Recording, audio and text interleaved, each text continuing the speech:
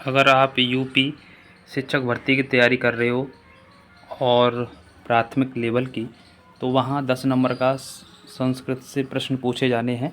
तो आपके लिए हम इस वीडियो में संस्कृत के PYQ लेके आए हैं, जो 69,000 भर्ती में पूछे गए थे।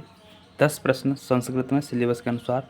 तो तैयारी करने से पहले आप पहले प्रश्न को देख लीजिए और उस हिसाब से तैयारी कीजिए, जिससे कि आप अपना अच्छा स्कोर कर पाएँ। तो जो भी साथी देख रहे हैं, चैनल को जरूर सब्सक्राइब कर लें, जिससे कि आपको हर वीडियो मिल सके। सभी मित्रों को शेयर कर दें। तो यहाँ पर पहला प्रश्न है, पूछा गया था, शैलई शैलई न माणिक्यम मौक्तिम न गजे गजे साध्वो न हि सर्वत्रम चंदनम न बने बने। तो पूछा गया है, अस्मिन् श्लोकः सर्वत्र के न भवति। इसमें सर्वत्र क्या नहीं है, इस प्रश्न पूछा गया है।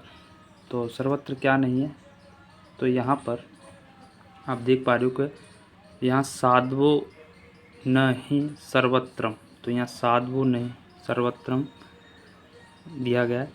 ठीक है, साध्वो जो है सर्वत्रम नहीं है, तो यहाँ ऑप्शन में दिया गया है मौक्तिकम, साध्वो, माणिक्यम, चंदनम। तो उत्तर सही होगा यहाँ साध्वो, ऑप्शन नंबर बी। ठीक है, साध्वो यहाँ पर सही हो जाएगा। नेक्स्ट प्रश्न है, पूछा गया था, सूर्योदय पद में प्रयुक्त समास है कर्मधारय, बहुब्रीहि, तत्पुरुष, अविभाव। सूर्योदय, सूर्य का उदय, तो यहाँ तत्पुरुष समास है, ऑप्शन नंबर तीसरा सही हो जाएगा। ठीक है, तो आप देखते रहना। ऊपर वाला जो प्रश्न पूछा गया वो अनुच्छेद से आधारित था। ठीक है, और यह आपका समास। नेक्स्ट प्रश्न, एक और प्रश्न यहाँ समास से पूछा गया, कह रहा है, उत्पलम में कौन सा समास है? द्विगु, द्वंद्व, बहुब्रीहि, कर्मधारय। तो यहाँ पर संधि विच्छेद करेंगे तो नील प्लस उत्पलम हो जाएगा। यहाँ पर नील उत्पलम,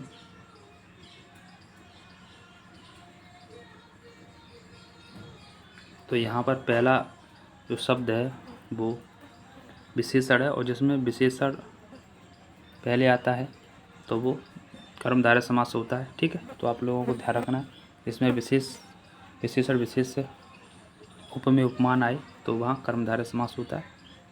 ठीक है, तो ऑप्शन नंबर यहाँ पर चौथा सही हो जाएगा। नेक्स्ट, पूछा गया अगला प्रश्न, दास्ति क्रियापद में लकार है, तो आपको लकार भी याद करने हैं। ऑप्शन ए लट, ऑप्शन बी लोट, ऑप्शन सी लिट, ऑप्शन डी विधिलिंग लकार। तो यहाँ लकार भी आपको अच्छे से करने हैं, तो यहाँ सही उत्तर हो जाएगा ऑप्शन नंबर तीसरा। ठीक है, नेक्स्ट, तो जो भी मित्र देख रहे हैं चैनल को जरूर सब्सक्राइब करें, जिससे कि आपको हर वीडियो मिल सके। सुपर टेट की कंप्लीट तैयारी आपको करा रहे हैं।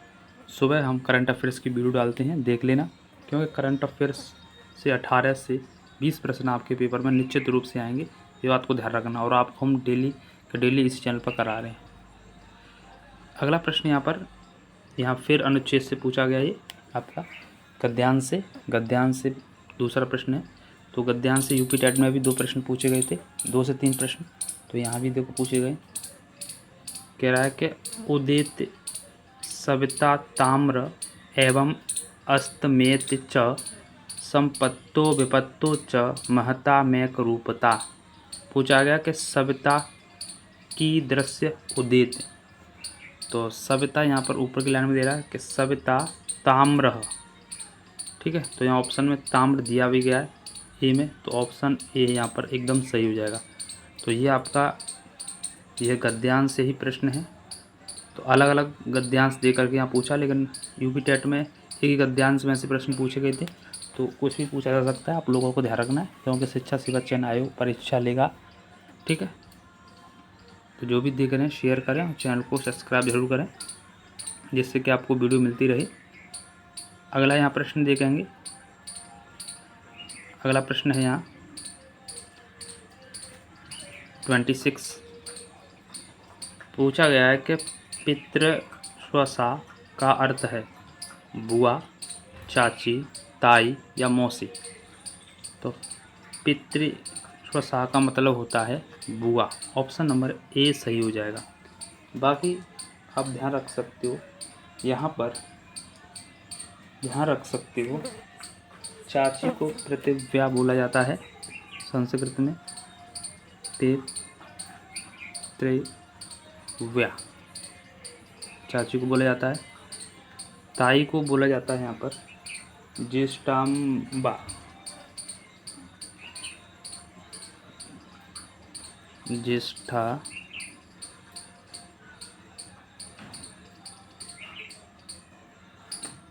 ज्येष्ठाम्बा, ठीक है। ये ताई को संस्कृत में बोलते हैं। मौसी को यहाँ पर बोला जाता है मातृस्वा,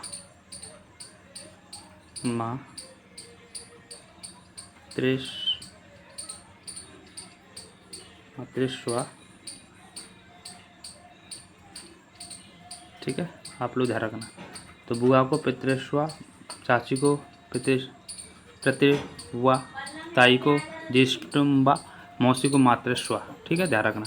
तो जो भी देख रहे हैं चैनल को जरूर सब्सक्राइब करें, जिससे कि आपको हर वीडियो मिले। अगला प्रश्न है 27। कह रहा है गम धातु लिट लकार मध्यम पुरुष बहुवचन का रूप है गमस्यतः, गमस्यथ, गमस्यथ, गमस्यामाः, गमस्यामाः। तो यहाँ पर देखो रूप भी पूछे जाते हैं।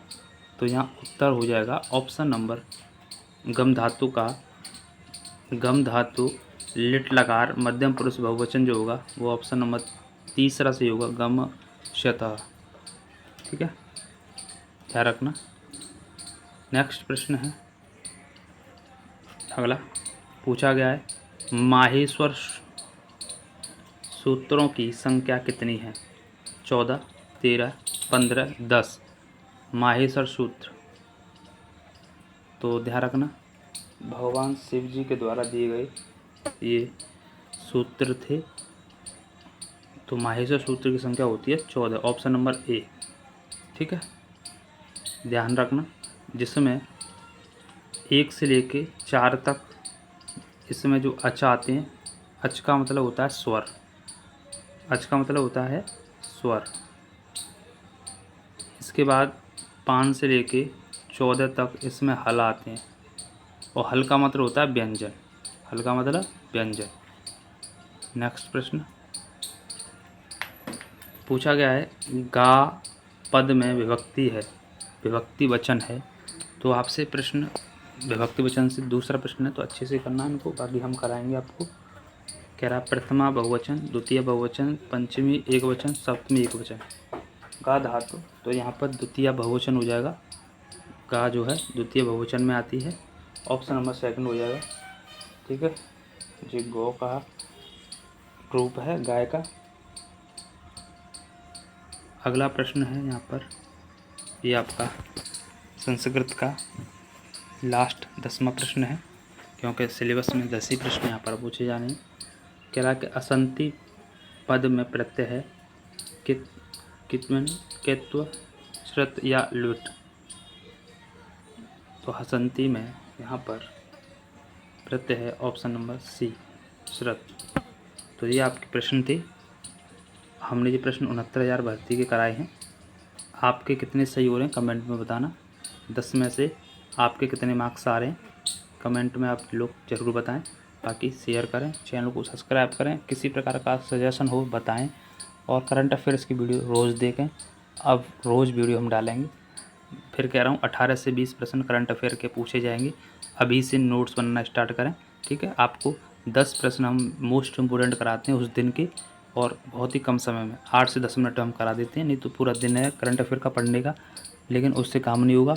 पूरे दिन करंट अफेयर पढ़ोगे तो बाकी 13 सब्जेक्ट कब पढ़ोगे? तो इसीलिए इस वीडियो को देखो, चैनल को सब्सक्राइब करो, यहीं पर आप अच्छे से नंबर लेके आ सकते हो। Thank you. जय हिंद, जय भारत, वंदे मातरम, जय सीताराम।